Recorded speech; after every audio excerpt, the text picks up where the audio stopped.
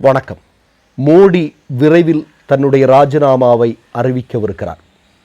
காரணம், இந்தியாவில் இருக்கக்கூடிய மாணவர்களும் பெண்களும் மோடிக்கு எதிராக களத்தில் குதிக்கவிருக்கிறார்கள். ஒரு மிகப்பெரிய போராட்டத்தை முன்னெடுப்பதற்காக இந்திய மக்கள் தயாராகி கொண்டிருக்கிறார்கள். உங்களுக்கு நல்லா தெரியும், மோடி சுட்ட வடைகளில் ஒன்று பிரதான மந்திரி உஜ்வல் யோஜனா என்று சொல்லக்கூடிய திட்டம். இந்த திட்டத்தின் கீழ் இந்தியாவில் இருக்கக்கூடிய குடும்பங்களுக்கு வருடத்திற்கு ஒரு 12 சிலிண்டர் மானிய விலையில் கொடுக்கப்படும் அப்படிங்கிற ஒரு அறிவிப்பு வந்தது.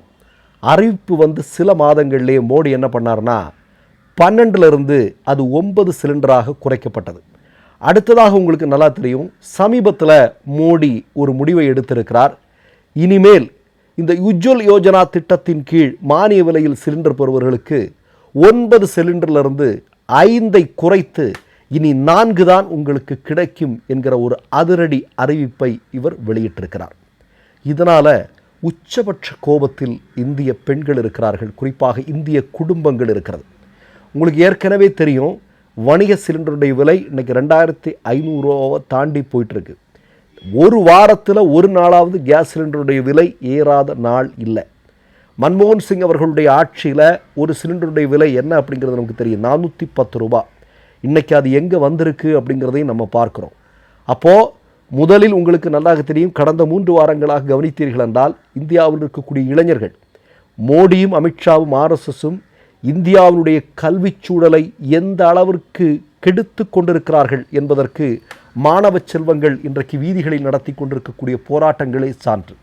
இப்போது இந்திய குடும்பங்களும் களத்தில் வர ஆரம்பித்திருக்கிறார்கள். உங்களுக்கு நான் ஒன்று சொல்லிக்கொள்ள விரும்புகிறேன்.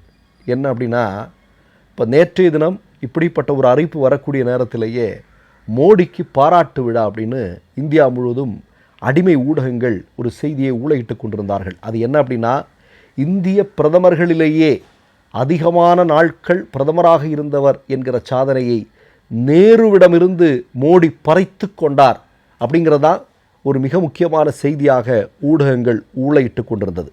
அந்த ஊடகங்களை பார்த்து நாம் கேட்கிறோம், ஏன் மோடி அமித்ஷா ஆதரவாளர்களிடமே கேட்கிறோம், நேரு என்று சொல்லக்கூடிய மனிதர் சுதந்திர போராட்டத்திற்காக பிரிட்டிஷ்காரருடைய ஆட்சி காலத்தில் சிறையில் இருந்த நாட்கள் எத்தனை தெரியுமா? 3259 நாட்கள். நான் என்ன கேட்கிறேன் என்றால், இன்றைக்கு ஆர்எஸ்எஸ்காரர்களோ அல்லது சங்கபரிவார கும்பல்களோ யார் சிறையில் இருந்திருக்கிறார்கள் இத்தனை காலம்? இருந்தவர்களில் ஒருத்தர் இருந்திருக்கலாம். இருந்தவர் கடைசியில் என்ன பண்ணார்? மன்னிப்பு கடிதம் எழுதி கொடுத்தார். அதே மாதிரி ஷூவை நக்கினார் அப்படிங்கிறது வரலாறு. அதையெல்லாம் நம்ம பேச வேண்டியதில்லை, நிறைய இடம் பேசிட்டோம்.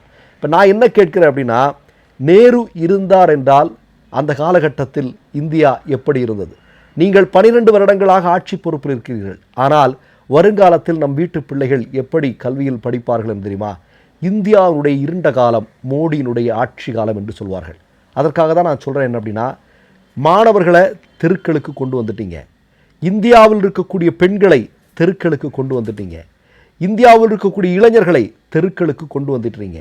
மேலும் மேலும் இந்தியாவில் ஒரு மிகப்பெரிய இக்கட்டான சூழலை நீங்கள் தொடர்ந்து உருவாக்கி கொண்டிருக்கிறீர்கள். இன்றைக்கி கூட ஒரு செய்தி வந்திருக்கு, என்ன தெரியுமா? மணிப்பூரில் 6 பேர் இறந்த நிலையில் சடலமாக மீட்கப்பட்டிருக்கிறது. அங்கே ஒரு மிகப்பெரிய பதட்டம் நீடித்து கொண்டிருக்கிறது. உங்களுடைய ஆட்சி நடந்து கொண்டிருக்கக்கூடிய மணிப்பூரில் கடந்த 3 வருடங்களாக நீங்கள் அங்கே அமைதியை எட்டி பார்க்க முடிந்திருக்கிறதா? அமைதி என்கிற ஒரு விஷயத்தை அந்த மக்களால் அனுபவிக்க முடிந்திருக்கிறதா? பாஜக என்றால், மோடியினுடைய ஆட்சி என்றால் இதுதான் நிலைமை என்பதுதான் உண்மை. உத்தரப்பிரதேசத்தில் என்கவுண்டர்கள் மட்டும் நடுங்கி போவீங்க. நீங்கள் எத்தனை என்கவுண்டர்கள் நடந்திருக்கிறது இந்த யோகியினுடைய இந்த கடந்த கால ஆட்சியில்? எத்தனை பேர் இன்றைக்கு அங்கே துப்பாக்கி வைத்திருக்கிறார்கள்? நீங்கள் கொஞ்சம் யோசிச்சு பாருங்கள். அந்த அளவிற்கு மிக மோசமான ஒரு ஆட்சி பாஜக ஆளக்கூடிய மாநிலங்கள் நடக்குது, மோடியினுடைய ஆட்சியில் நடந்து கொண்டிருக்கிறது என்பதுதான் உண்மை. இப்போது ஏற்கனவே சொல்லிட்டாரு, என்னால் எதுவும் பண்ண முடியாது, நான் இப்படி தான் இருப்பேன் அப்படின்னு சொல்லியிருக்கிறாரு. அதனால தான் முன்னாடியே ஒரு எச்சரிக்கை கொடுத்துருக்கிறாரு. இந்தியா கொரோனா காலத்துக்கு ஒத்த ஒரு நிலையை அடையப் போகுது, அந்த மாதிரியான சூழலை நம்ம பார்க்க போகிறோம்.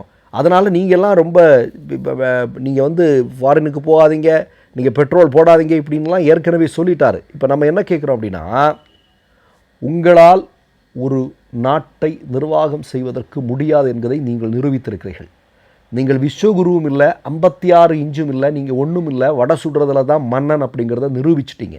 இப்போ நம்ம என்ன கேட்குறோம் இந்திய மக்களினுடைய சார்பாக, இனியாவது பொறுப்பை உணர்ந்து இத்தனை காலம் செய்த தவறுகளுக்கு இந்திய மக்களிடம் மன்னிப்பு கேட்டுவிட்டு நீங்கள் வெளியேறுவது தானே சரியாக இருக்கும். ஆனால் உங்களை வெளியேற்றப் போவது இந்தியாவில் இருக்கக்கூடிய மாணவர்களும் பெண்களும் அப்படிங்கிறத உறுதியாக சொல்லப் போகிறேன். இறுதியாக ஒன்று மட்டும் நான் கேட்குறேன், ஆர்எஸ்எஸ்காரனுக்கு ஒரு கேள்வி கேட்குறேன். இந்த 12 வருடங்களில் மோடி அவர்கள் ஆட்சி பொறுப்பில் இருந்திருக்கிறாங்க இல்லையா, இந்த காலகட்டங்களில் எத்தனை முறை அவர் பத்திரிகையாளர்களை சந்தித்திருக்கிறார்? நான் ஆப்ஷன் தரேன், ஆர்எஸ்எஸ்காரனுக்கு ஆப்ஷன் தரேன். கரெக்டான ஆப்ஷனை தேர்ந்தெடுக்கிறவங்களுக்கு 1 கோடி ரூபா பரிசு. முதல் ஆப்ஷன் சுழியம், 2வது ஆப்ஷன் 0, 3வது ஆப்ஷன் சைஃபர். இந்த 3 ஆப்ஷனில் எது? மீண்டும் கேள்வியை கேட்குறேன்.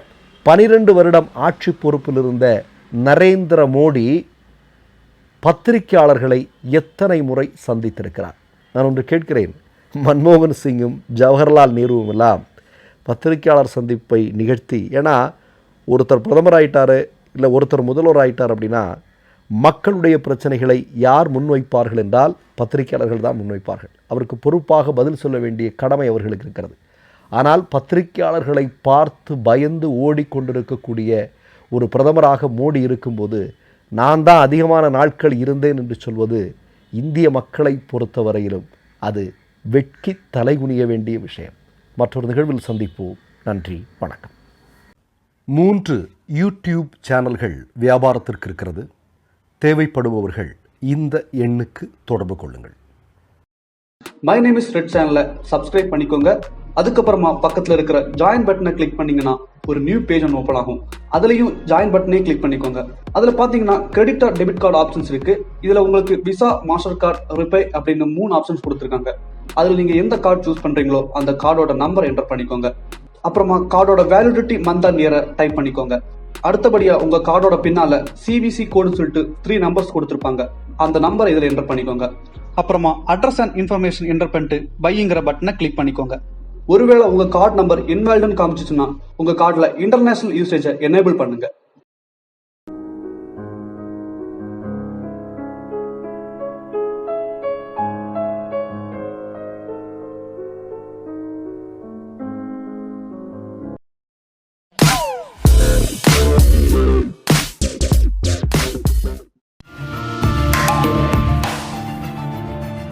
கேள்விகளை நீ கேட்கிறாயா அல்லது நான் கேட்கிறேன்?